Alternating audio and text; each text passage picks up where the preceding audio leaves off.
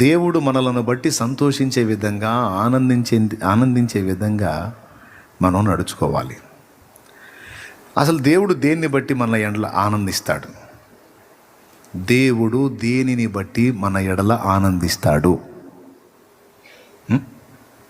అంటే, నంబర్ 1, ఆయన ఆనందం పొందేదానికి మనలో వెతికే వాటిలో మొట్టమొదటిది విశ్వాసం. మన విశ్వాసము గలవారమైతే దేవునికి ఇష్టమైపోతామట. హెబ్రీ పత్రిక 11:6 ఆ మాటే చెప్తాడు. విశ్వాసము లేకుండా దేవునికి ఇష్టలై ఉండుట అసాధ్యము. విశ్వాసము గలవారమైతే అంటే దేవుని యందు మనం ఉంచవలసినటువంటి విశ్వాసాన్ని సరైన రీతిని ఉంచగలిగితే దానిని బట్టి దేవుడు మన యందు ఆనందించే అవకాశం ఉంది. సో మొట్టమొదటిది విశ్వాసము. 2, విధేయత. విధేయతను బట్టి దేవుడు మన యందు ఆనందిస్తాడు. ఏంటి? విధేయత. 3వది వినయం. వినయము గలవారి యొద్దను, నలిగిన మనసు గలవారి యొద్దను నేను నివసించుచున్నాను అన్నాడు. ఫస్ట్ది ఏంటి? విశ్వాసం. విశ్వాసం గలవారి యొద్ద దేవుడు ఆనందిస్తాడు. 2వది విధేయత. ఇది ఎక్కడుంది? ఫిలిప్పీలకు రాసిన పత్రిక 2వ అధ్యాయము 9వ వచనం నుంచి చూడు. త్వరగా బైబిల్ ఉన్న వాళ్ళు తీసి చూడండి. అందుచేతను పరలోకమందున్న వారిలో గాని, కొంచెం 8వ వచనం కూడా చదువమ్మా. మరియు ఆయన ఆకారమందు మనుష్యుడిగా కనబడి మరణము పొందినంతగా, అనగా సిలువ మరణము పొందినంతగా విధేయత చూపిన వాడై తన్ను తాను తగ్గించుకొనెను. దేవునికి మహిమ. యేసయ్యను గురించి తండ్రి ఏమన్నాడు? ఈయన నా ప్రియ కుమారుడు, ఈయన యందు నేను ఆనందించుచున్నాను అన్నాడు. యేసులో ఏం చూసి ఆనందించి ఉంటాడు? ఇక్కడ మనకు ఒకటి దొరుకుతుంది, విధేయత. ఆకారమందు మనుషుడిగా కనపడి మరణము పొందినంతగా, అనగా సిలువ మరణము పొందినంతగా విధేయత చూపిన వాడై తన్ను తాను తగ్గించుకొనెను. యేసులో ఎన్నో శుభగుణాలు ఉన్నాయి. అన్నిటిలో తండ్రిని బాగా సంతోషపెట్టినటువంటి ఒక అద్భుత సుగుణం విధేయత. విధేయత, లోబడే మనస్సు. సాతాను అనేవాడు కూడా ఒక మంచి కెరూబు. వాడు గతంలో వాడు ఎందుకు అలాగ అయిపోయాడో తెలుసా? దేవునికి విధేయత చూపే విషయంలో తప్పిపోయాడు ఫస్ట్. వాడు అక్కడ తేడా పడ్డది. యేసుకి లూసిఫర్కి వ్యత్యాసం ఇక్కడ దేవుడు మనకు చూపిస్తాడు. హెబ్రీ పత్రిక 1వ అధ్యాయము 6వ వచనంలో దేవుని దూతలందరూ ఆయనకు నమస్కారము చేయవలెనని ఆయన కోరుచున్నాడు. ఆయన భూలోకమునకు మరల ఆది సంభూతిని రప్పించినప్పుడు దేవుని దూతలందరూ ఆయనకు నమస్కారం చేయవలనని ఆయన కోరుచున్నాడు. చూడండి ఒక్కసారి హెబ్రీ పత్రిక 1వ అధ్యాయం 6వ వచనం, త్వరగా చెప్పండి. మరియు ఆయన భూలోకమునకు ఆది సంభూతిని మరలా రప్పించినప్పుడు దేవుని దూతలందరూ ఆయనకు నమస్కారము చేయవలనని చెప్పుచున్నాడు. దేవుని దూతలందరూ, కెరూబులు, శరాబులు, దూతలు, మహాదూతలు అనే భేదం లేకుండా దేవుని దూతలందరూ ఆయనకు నమస్కారం. ఎవరికి నమస్కారం? ఆది సంభూతునికి, అంటే ఆయన ప్రియ కుమారునికి. అందరూ నమస్కారం చేయడానికి ఇష్టపడ్డ అపవాది నమస్కారం చేయడానికి ఇష్టపడలా.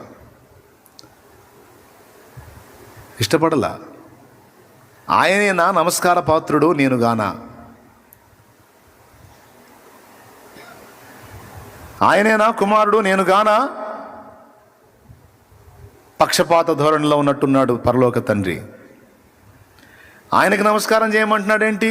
నాకేం తక్కువ? నేను ఆయన ఆరాధించలేదా? ఆయన్ని సేవించలేదా? ఆయనకి ఇష్టంగా నడుచుకోలేదా? మాలో ఒకడు, మాతో ఒకడు. ఎవరు? యేసు. అదేందన్నా అంటారా? అదే చెబుతుంది లేఖనం. భూమి మీదకి వచ్చినప్పుడు ఆయన దేవుళ్ళలాగా ఉన్నాడా, మనుషుల్లో మనిషిగా ఉన్నాడా? పెద్దగా చెప్పండి, లేట్ చేయకండి, చెప్పండి గట్టిగా. దేవుళ్ళలాగా ఉన్నాడా, మనుషుల్లో మనిషిగా ఉన్నాడా? రైట్. మనకంటే ముందు దూతల మధ్యలోకి వచ్చాడు ఆయన. ఇది తిమోతి పత్రికలో ఉంది, ఆయన దూతలకు కనబడెను అని. దేవదూతలకు కనబడెను అనే మాట వాడాడు కదా. దేవదూతలకు కనబడటం అనే ప్రస్తావన అక్కడ స్పెషల్గా ఎత్తడానికి గల కారణం ఏంటి? దేవదూతలకి ఎప్పుడు కనపడ్డాడు, ఎందుకు కనపడ్డాడు, కనపడ్డదాన్ని గొప్పగా ఎందుకు రాశాడు? దేవదూతలు సృష్టించబడ్డ తర్వాత మన ముందా దేవదూతల ముందా సృష్టిలో? తెలిసిన వాళ్ళు చెప్పండి. దేవదూతలే ముందు. అసలు భూగ్రహం పుట్టకముందే దేవదూతలు ఉన్నారు. ఏబు గ్రంథం 38:7. దేవుని దూతలందరూ ఆనందించి జయధ్వనులు చేసినప్పుడు, ఉదయ నక్షత్రములు ఏకముగా కూడి పాడినప్పుడు భూమికి మూలరాతిని వేసిన వాడెవడు అని ఏబుని ప్రశ్నిస్తాడు. ఏబు 38:7. కాబట్టి దేవదూతల ముందు. దేవుడు పలికిన వాక్కు ద్వారా దేవదూతలు తయారైన తర్వాత ఆ దేవదూతల దగ్గరికి తండ్రి అయిన దేవుడు తానున్నది ఉన్నట్టుగా వెళ్ళడానికి లేదు. అలాగే దేవదూతలు దేవుడున్న ప్రదేశానికి కూడా వెళ్ళడానికి లేదు. సమీపించరాని తేజస్సు, తిమోతికి రాసిన మొదటి పత్రిక 6వ అధ్యాయం 15వ వచనం. సమీపించరాని తేజస్సునందు ఆయన మాత్రమే వసించుచు అమరత్వము గలవాడై ఉన్నాడు. శ్రీమంతుడు, అద్వితీయుడు, సర్వాధిపతి. సమీపించరాని తేజస్సులో ఉన్నాడు. ఇక్కడ దూతలను సృష్టించాడు. ఇప్పుడు దూతల దగ్గరికి వెళ్ళాలన్నా, ఆ తేజస్సులోకి వెళ్ళాలన్నా మధ్యవర్తి కావాలి.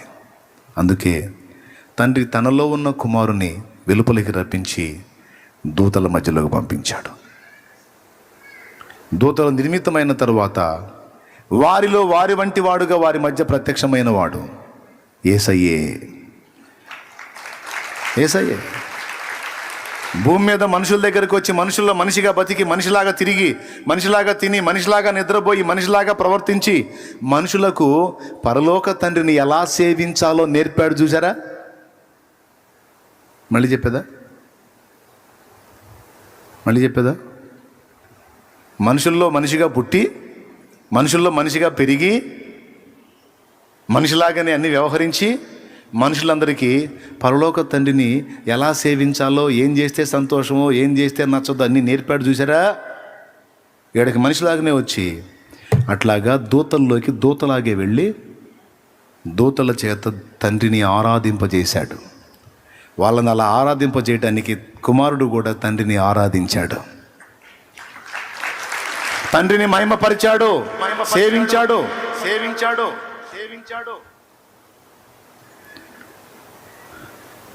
కానీ దూతలకు ఎట్లా ఉందంటే, తండ్రి వేరు, ఆయన మహిమ వేరు, ఈ కుమారుడు మనలో ఒకడు కదా. ఇప్పుడు చూసారా, యూదులు లెక్క చేయలేదు. ఆయన తన స్వకీయుల యొద్దకు వచ్చెను, వారు ఆయనను విశ్వసించలేదు. ఆయన మన వడ్లవాడైన యోసేపు కొడుకు కదా, మరియ కొడుకు కదా, ఏంట్రా అనుకున్నారు. దేవదూతలలో కొందరు అలాగే అనుకున్నారు యేసుని. యెషయా గ్రంథము 14వ అధ్యాయము 12వ వచనం. అక్కడ సాతానుకు ఒక పేరుంది. తేజో నక్షత్రమా, వేకువ చుక్క, నీవెట్లు ఆకాశము నుండి పడితివి. ఆగక్కడ ఏం పేరు? తేజో నక్షత్రమా, వేకువ చుక్క. ఓకేనా? ప్రకటన గ్రంథము 22వ అధ్యాయం 16వ వచనం చూడు. ప్రకటన గ్రంథం 22:16. తొందర చదువు. సంగముల కోసము ఈ సంగతులను గూర్చి మీకు సాక్ష్యం ఇచ్చుటకు యేసును నేను నా దూతను పంపియున్నాను. నేను దావీదు వేరు చిగురును సంతానమును ప్రకాశమైన వేకువ చుక్కనై ఉన్నాను. అద్దుకో. అపవాది అని చెప్పబడుతున్న సాతాను ఒక కెరూబు. వాడికి ఏం టైటిల్ ఇవ్వబడింది? తేజో నక్షత్రం మరియు వేకువ చుక్క. ఇప్పుడు యేసయ్యకు కూడా ఏం పేరు చెప్పబడింది? వేకువ చుక్క. అంటే మీకు తెలుసా, దూతలలో ఒక దూత వలె కనపడ్డందున వాళ్ళు ఈయన ఈక్వల్ అనుకున్నారు. తండ్రి అంటాడు, మీరు ఎప్పటికీ ఆయనతో సమానులు గారు అంటాడు. వీళ్ళంటారు, ఎందుకు గాము? ఆయన వేకువ చుక్కే, నేను వేకువ చుక్కే. ఆయనకి ఎక్కువైంది, నాకు తక్కువైంది. ఆయన ఆరాధకుడే, నేను కూడా ఆరాధకుడినే. మరి ఇంకేంటి తేడా ఏంటి? నువ్వు ఆయన్ని హెచ్చించి నన్ను తృణీకరించడానికి గల న్యాయమైన కారణం ఏంటి దేవా? యేసుతో సమానం చేసుకోవటానికి చూశాడండి. ఎవరు? లూసిఫరు. ఆ మాట యెషయా 14లోనే ఉంది. యెషయా 14:13 వచనం నుంచి చదువు. నేను ఆకాశమునకు ఎక్కిపోయేదను, ఆకాశమునకు ఎక్కిపోయేదను, దేవుని నక్షత్రములకు పైగా నా సింహాసనమును హెచ్చింతును, దేవుని నక్షత్రములకు పైగా నా సింహాసనమును హెచ్చించుకుందును, ఉత్తర దిక్కునున్న సభాపర్వతం మీద కూర్చుందును, మేఘమండలం ఎక్కెదను, మహోన్నతునితో నన్ను సమానునిగా చేసుకొందును అని నీవు మనస్సులో అనుకొంటివి కదా. ఎవరితో సమానునిగా చేసుకుందునని? ఎవరితో? అందరు చెప్పండి పెద్దగా. మహోన్నతునితో నిన్ను నీవు సమానునిగా చేసుకుందునని నీ మనసులో అనుకున్నావు కదా. మహోన్నతుడు ఎవరు? యేసయ్య. ఎక్కడుంది? కీర్తనల గ్రంథము 91వ కీర్తన 1వ వచనం చూడు. మహోన్నతుని చాటున నివసించువాడే సర్వశక్తి నీడను విశ్రమించువాడు. చూడండి, మహోన్నతుని చాటున నివసించువాడే సర్వశక్తుని నీడను విశ్రమించువాడు. ఇద్దరు ఒకటి కాదు, వేరు. శ్యామ్ దగ్గర ఆమోదం పొందినోడే శాలేమన్న దగ్గరకు రాగలిగేవాడు. దేవునికి స్తోత్రం. గట్టిగా చెప్పండి, అర్థమైందా? అన్నట్టు మహోన్నతుని చాటున నివసించువాడే సర్వశక్తుని నీడను విశ్రమించువాడు అన్నాడు. అపవాది తండ్రితో ఈక్వల్ చేసుకోవడానికి కాదు ట్రై చేసింది, మహోన్నతుడు యేసుతో ఈక్వల్ చేసుకోవడానికి ట్రై చేశాడు. అందుకే యేసయ్యను యేసన్న గారు మహోన్నతుడా అని కీర్తించారు. మహోన్నతుడా నీ కృప, నీ కృప. తెలుసు కదా, టైం లేదు, అందుకని దేవునికి స్తోత్రం కలుగును గాక. నువ్వు మంచి మెసేజ్ ఇప్పుడు చెప్తా, నువ్వు ముందు వేరే మ్యాటర్ అంతా చెప్పావంటే ఈ మెసేజ్ వినటానికి బాగుంది, హృదయంలో పెట్టుకోవడానికి బాగుంటుంది, కానీ ముందు ఆ జాగ్రత్తలు తీసుకోపోతే ఇది ఎంత తెలిసి కూడా అంత బుస్ అయ్యిద్ది. అందుకని అది చెప్పా. దేవునికి స్తోత్రం. ఇప్పుడు పాయింట్కి వస్తా, వినండి. ఇప్పుడు మహోన్నతుడు ఎవరు? సర్వశక్తుడు ఎవరు? తండ్రి అనుకోండి. మహోన్నతుడు కుమారుడు. ఎవరితో సమానునిగా చేసుకుందాం అనుకున్నావు? మహోన్నతుడితో. ఎందుకు? దూతలలో ఒక దూతగా ఆయన కనపడ్డాడు. నువ్వు వేకు చుక్కవే, ఆయన కూడా వేకు చుక్కలా కనపడ్డందున ఈక్వల్ అనుకున్నావు, ఇక స్పెషల్ ఏం లేదనుకున్నావు. సడన్గా తండ్రి, ఈయన నా ప్రియ కుమారుడు, ఈయన యందు నేను ఆనందించుచున్నాను, మీరందరూ ఆయనకు నమస్కారం చేయండి అన్నాడు. అప్పుడు వీడికి మండిపోయింది. ఆయన ఎక్కువైంది, నేను తక్కువైంది. ఆయనకు ఉన్నదేంటి, నాకు లేనిదేంటి అనేది దురాలోచన మనసులో బయటకు కాదు, మనస్సులో కలిగింది. ఇక్కడే వాడు తేడా పడ్డది. తన వంటి సహోదరుడుగా అనుకున్నాడు తప్ప తనకంటే గొప్పవాడు, అంతము లేనివాడు, ఆది లేనివాడు, తండ్రి జనితైక కుమారుడు, ఆయనలో ఒక భాగమై ఉన్నాడని గ్రహింపు వాడికి ఉన్నా తిరస్కరించాడో తిరస్కరించాడు, లేకపోతే క్షమాపణ ఉంది. కానీ తెలిసి కూడా వారి మధ్య ఉండేసరికి తేలిక భావంతో ఒకవేళ ప్రభువును తృణీకరించాడో, లేదా ఆయనతో పాటు నేను కూడా అలా మయంపరచబడాలని కోరుకున్నాడో, మొత్తానికి తేడా పడ్డాడు. తండ్రి చెప్పిన మాటకి వాడు అవిధేయత చూపాడు. యేసు ప్రభు స్పెషల్ ఏంటో తెలుసా? అక్కడ తండ్రి ఛాలెంజ్ చేశాడన్నమాట. ఎవరితో? లూసిఫర్తో. ఒరే, నువ్వు నా కుమారుడికి విధేయత చూపమని నేను ఒక పని చెప్పాను, నీకు నమస్కరించమని చెప్పాను. నీకు ఎవరైతే ఎందుకు, నీకో పని చెప్పా, నమస్కరించు అన్నా. నువ్వు నమస్కరించాలంతే. ఆ ఎదుటున్న వాళ్ళు ఎవరు అనేది కాదు, నేను చెప్పిన మాట నువ్వు గౌరవించావా లేదా? నువ్వు గౌరవించలా. మరి నీ కుమారుడని నువ్వు గణపరిచావే, ఆయన గౌరవిస్తాడా? ఏమాత్రమేంది, ఎంతకైనా గౌరవిస్తాడు. ఆయన తగ్గించుకుంటాడా? ఎంతకైనా తగ్గించుకుంటాడు. నేను కూడా చూస్తా. చూడు, ఛాలెంజ్. ఇక భూమి మీదకి వచ్చాడా ప్రభు? వచ్చిన కాడి నుంచి చూడండి, పరలోక మహిమను వదిలిపెట్టాడు. తండ్రి చిత్తము నెరవేర్చడానికి వదిలేశాడా? దేవదూతలు లోకముంద పైన కిందకు వచ్చాడు, భూలోకానికి వచ్చాడు. మన పైన ఎవరున్నారు? ఇప్పుడు దేవదూతల కంటే తక్కువ వాడయ్యాడు, తగ్గించుకున్నాడు. ప్రాణం పెట్టినప్పుడు మనుషుల కంటే కింద పాతాళంలోకి పోయి సువార్త అందించి వచ్చాడు. మన పాదాల కింద పాతాళం ఉంది అంటే మనుషుల కంటే కూడా తగ్గించుకున్నాడు. ఇదంతా ప్రక్కన పెడితే మరణము పొందినంతగా, అనగా సిలువ మరణము పొందినంతగా, అంటే తండ్రి చిత్తమును నెరవేర్చడానికి, తండ్రికి విధేయత చూపటానికి, ఎంత ఘోరమైన అవమానం పొందటానికి కూడా ఇష్టపడ్డాడు. అంత విధేయత చూపాడు.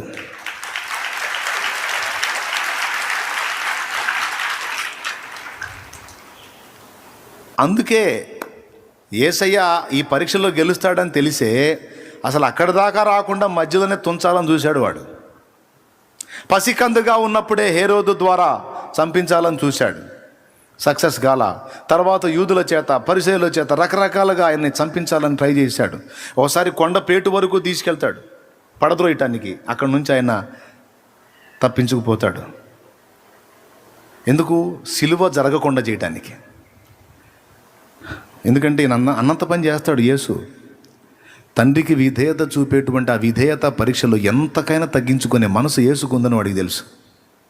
అందుకే జరగకుండానే ట్రై చేశాడు. చివరికి వాడి చేతులారా వాడి ఆ పని చేయాల్సి వచ్చింది. అందుకే అక్కడ ఓటమి పాలయ్యాడు.